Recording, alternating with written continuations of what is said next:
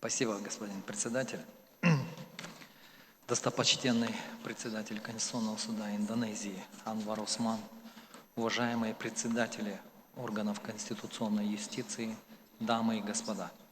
Я искренне рад приветствовать всех участников 5-го Конгресса Всемирной конференции по конституционному правосудию и хотел бы выразить благодарность предыдущим докладчикам за весьма интересные выступления. Как вам известно, я являюсь основным докладчиком сессии СИМ на тему ограничения роли конституционных судов в поддержании мира. Нельзя недооценивать роль конституционных судов в поддержании социального мира, поэтому осознание сути тех существующих объективных, я бы сказал, ограничений в роли конституционных судов является весьма важным. В данной сессии мы рассмотрим общие тенденции функционирования конституционных судов в аспекте взаимоотношений с другими государственными органами, отношения СМИ к деятельности органов конституционного контроля, а также значимость внесения обращения как имманентного условия возбуждения конституционного судопроизводства. Безусловно, важную роль Конституционного суда в установлении мира в государстве в контексте устойчивого развития общества, политической и социальной стабильности сложно переоценить, поскольку решениями органа конституционного контроля совершенствуется законодательство, регулирующее все сферы общественных отношений.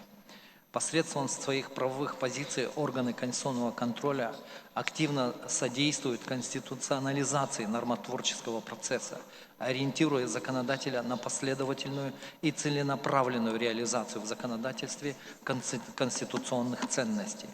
Исходя из этого, основным институтом, призванным обнаруживать и исправлять нарушения основополагающих принципов правового регулирования, допущенных в процессе законотворчества, является Конституционный суд.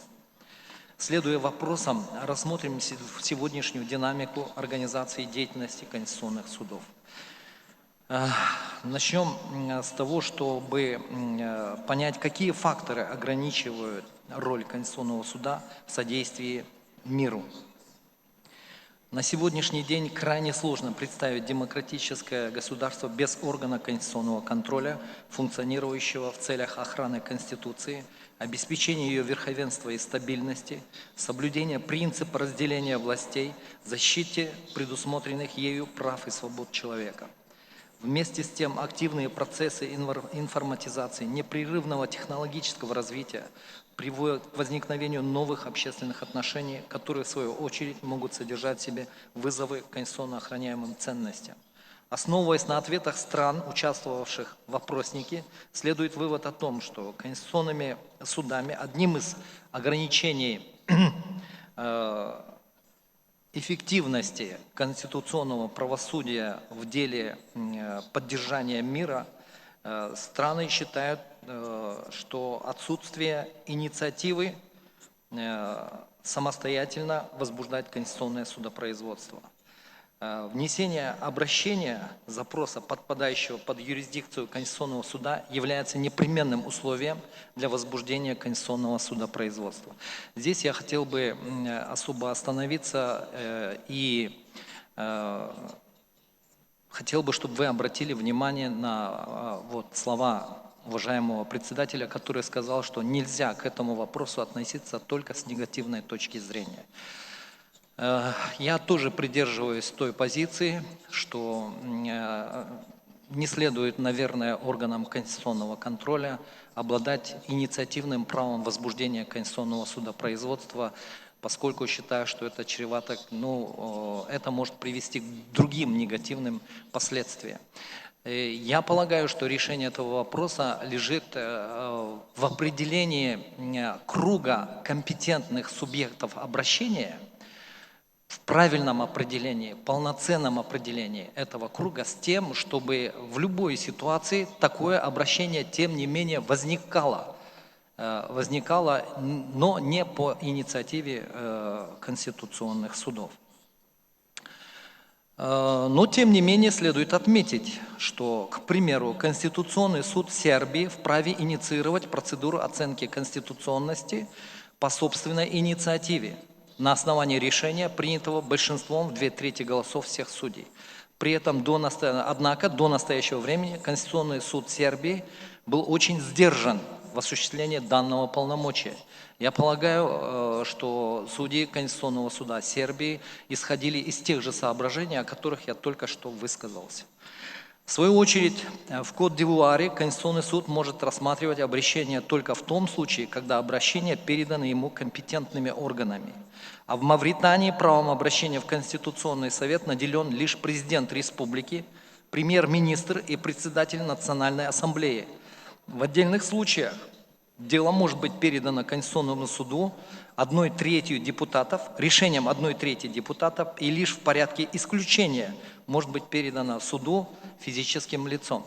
Это как раз наталкивает на ту мысль, о которой я только что высказался, по поводу того, что все-таки круг субъектов должен быть, наверное, шире и должен как бы охватывать все ситуации, при которых всегда найдется заинтересованное компетентное лицо, которое обратится в Конституционный суд с соответствующим запросом.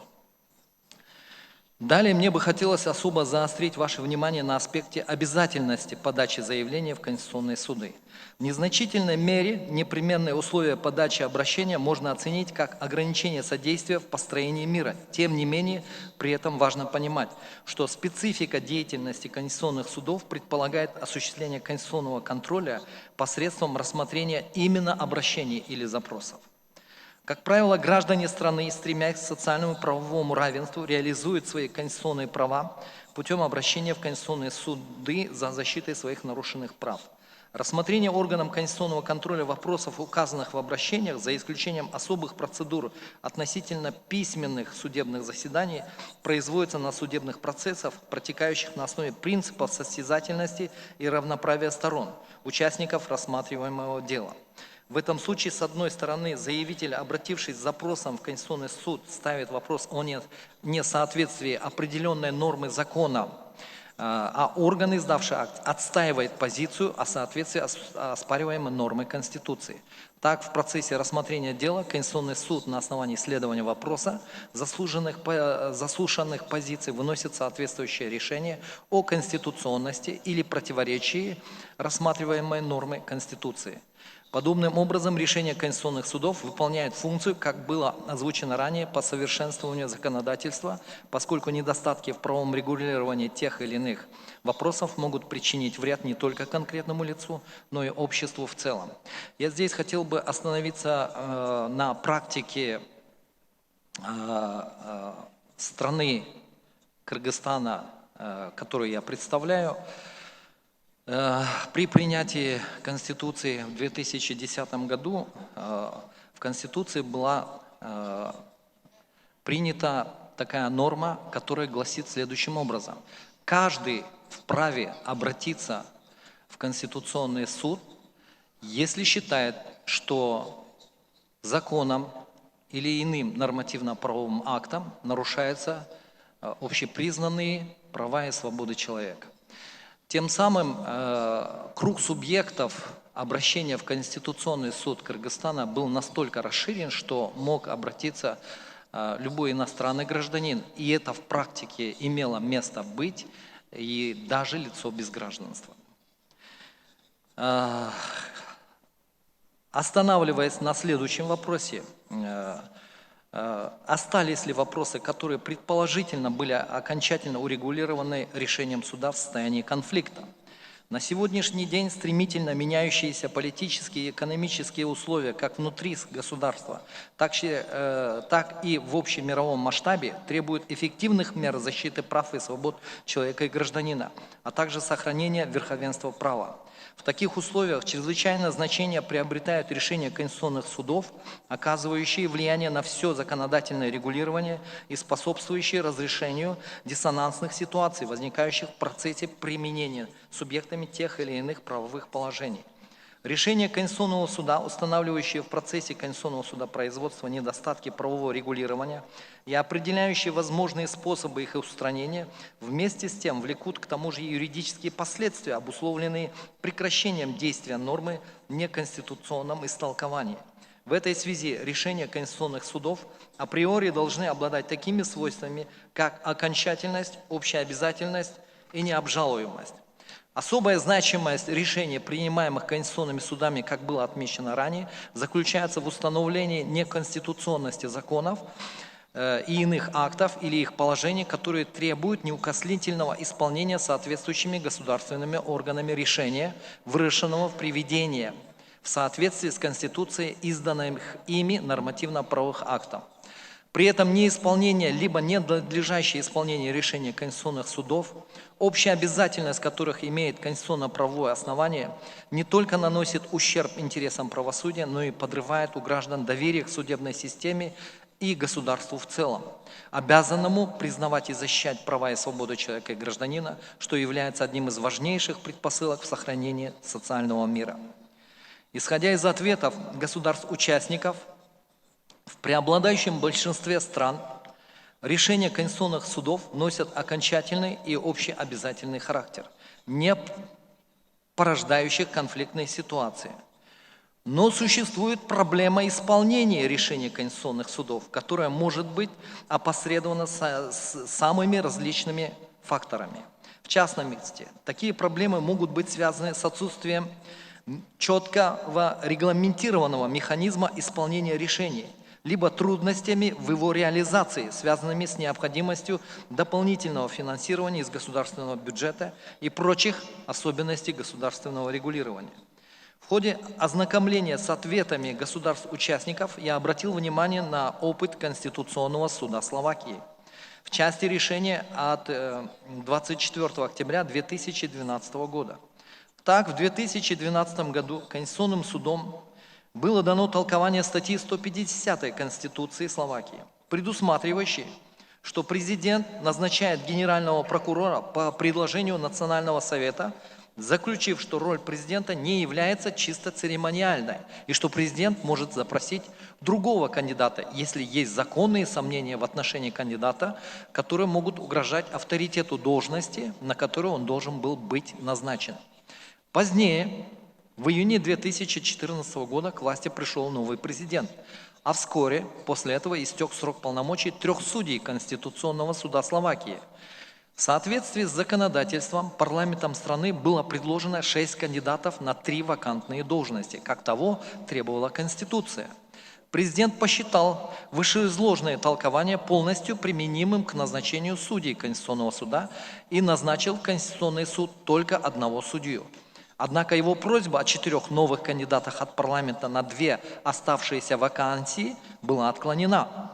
Парламент постановил, что толкование, касающееся генерального прокурора, неприменимо к рассматриваемому делу, и президент должен выбрать из этих 6 кандидатов, именно 3 из них, для назначения в качестве судей Конституционного суда, а не одного кандидата.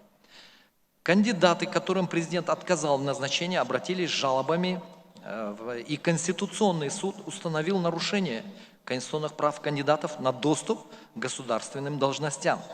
Однако президент Словакии, не признав решение Конституционного суда общеобязательным, обратился в Венецианскую комиссию Совета Европы по данному вопросу.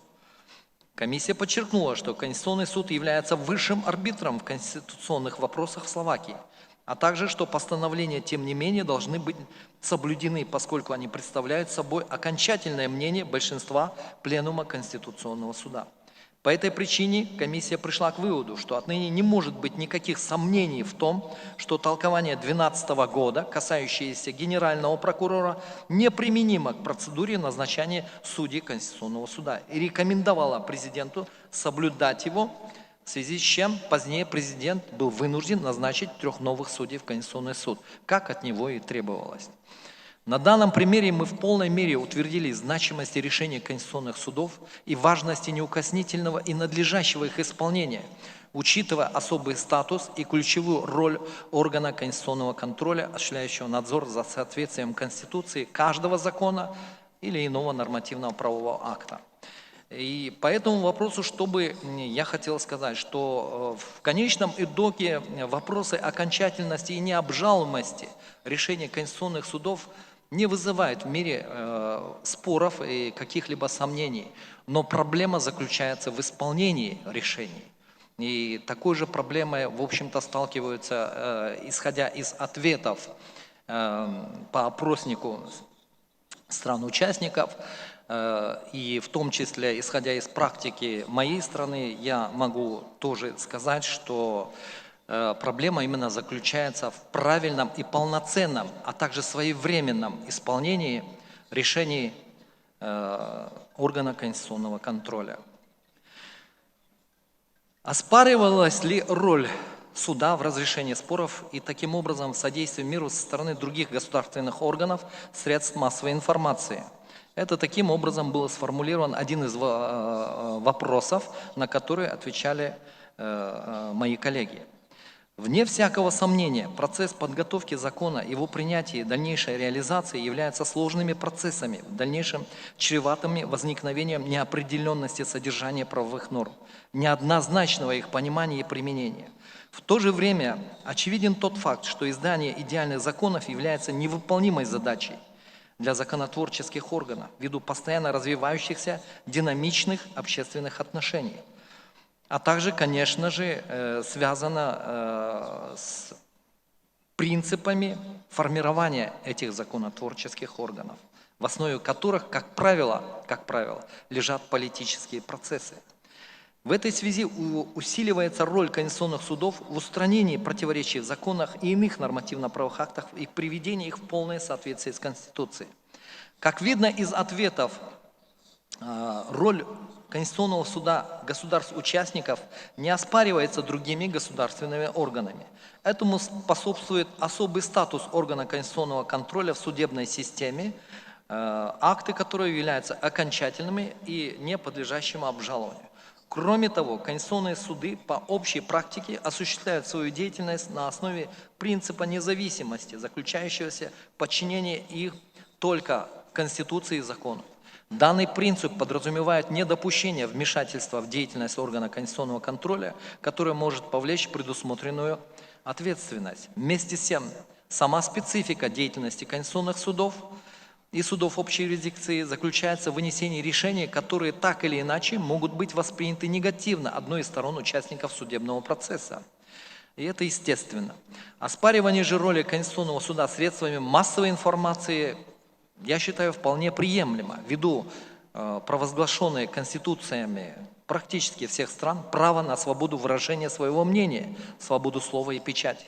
Другой вопрос заключается в компетентности тех или иных суждений, поскольку органами конституционного контроля при рассмотрении дела проводится колоссальная работа по всестороннему исследованию вопроса со всех ракурсов и позиций для вынесения необходимого решения. Сталкивается ли суд с позитивным или, скорее, критическим отношением в обществе и средствах массовой информации в отношении доверия к применению со стороны суда и судебной системы в целом? В любом демократическом обществе взаимоотношения между органами государственной власти и средствами массовой информации регулируются исключительно Конституцией и законами, которые, с одной стороны, гарантируют свободу средств массовой информации, их право на получение информации, а также их распространение, а с другой обеспечивают доступ к информации, находящейся в ведении органов государственной власти. Роль средств массовой информации заключается не только в том, что они выполняют функции по информированию общества, но и в том, что они выступают средством контроля со стороны общества за деятельностью власти. Поэтому в демократических странах средства массовой информации свободны и осуществляют свою деятельность в соответствии с законом, а цензура, разумеется, недопустима. Общая мировая тенденция в отношении деятельности органов конституционного контроля скорее положительная, чем отрицательная. Несмотря на наличие критики какой-либо части населения страны, решение судов органа конституционной юстиции остается обязательным к исполнению. Неисполнение, либо ненадлежащее исполнение, которое влекут за собой законодательством ответственность. Здесь, конечно же, следует отметить тот факт, исходя из ответов стран-участников, что в большей части критики подвергаются конституционные суды но ветвями власти, акты которых, как правило, становятся предметом рассмотрения конституционных судов. Но при этом общественность, как правило, проявляет свое позитивное отношение к деятельности органов конституционного контроля. Если взять в качестве примера Конституционный суд Кыргызской Республики, то, впрочем, как и в любом демократическом обществе, его решения вызывают реакцию в обществе как положительную, так и отрицательную. Такая оценка со стороны общества закономерна, поскольку это является своего рода обратной связью общества на действия высшего органа судебной власти, осуществляющего конституционный контроль. Аналогичное положение дел сохраняется в Финляндии, Буркина-Фасо, Канаде, Камбодже, Северной Македонии и Португалии. Во многих странах решения органов конституционного контроля получают довольно положительную реакцию со стороны гражданского общества и средств массовой информации. Например, реакция албанских СМИ и общества на решение Конституционного суда Албании от 2010 года, в соответствии с которым соглашение между Албанией и Грецией о делимитации их соответствующих территорий, континентального шельфа и других морских районов, принадлежащих им по морскому праву, был признан противоречащим Конституции, была очень положительной. К решениям конституционных судов ряда стран, таких как Алжир, Андорра, Ангола, общество и средства массовой информации относятся достаточно положительно и доверительно. Безусловно, осуществление конституционного контроля в условиях, исключающих какое-либо внешнее влияние, создает благоприятную почву для достижения поставленных перед судом задач и целей, что в то же время способствует повышению уровня доверия общества, в том числе со стороны средств массовой информации к деятельности органов государственной власти. Так, в Австрии, Дании, Чехии, Германии, Корее, Швейцарии, Таиланде и ряде других стран, согласно представленным им ответам, отношение к Конституционному суду весьма положительное. Это прежде всего объясняется тем, что органы конституционной юстиции в целом поддерживают хорошие отношения со средствами массовой информации. Только решение, соответствующее Конституции, может быть воспринято Конституционным судом как правильное, даже если оно ведет не к примирению, а наоборот недоброжелательности или углублению антагонизма.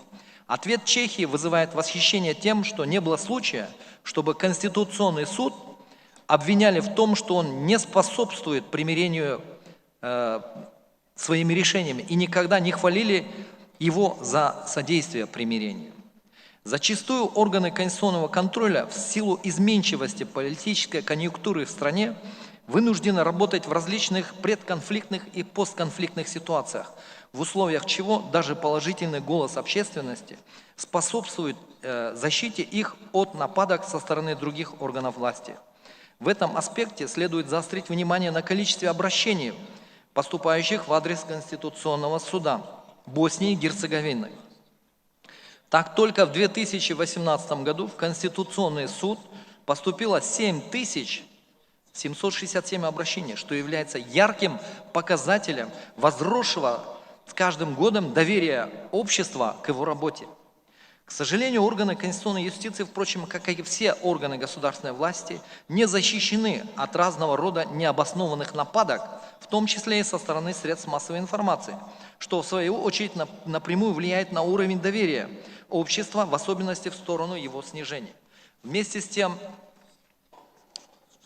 органы конституционного контроля проявляют терпимость к критике, поскольку критика проистекает из сущности демократического режима, в котором свобода выражения мнений имеет важное значение, из которого не исключается деятельность конституционных судов. Здесь я хотел бы подчеркнуть вот эту терпимость, которую, в общем-то, которую проявляют именно конституционные суды.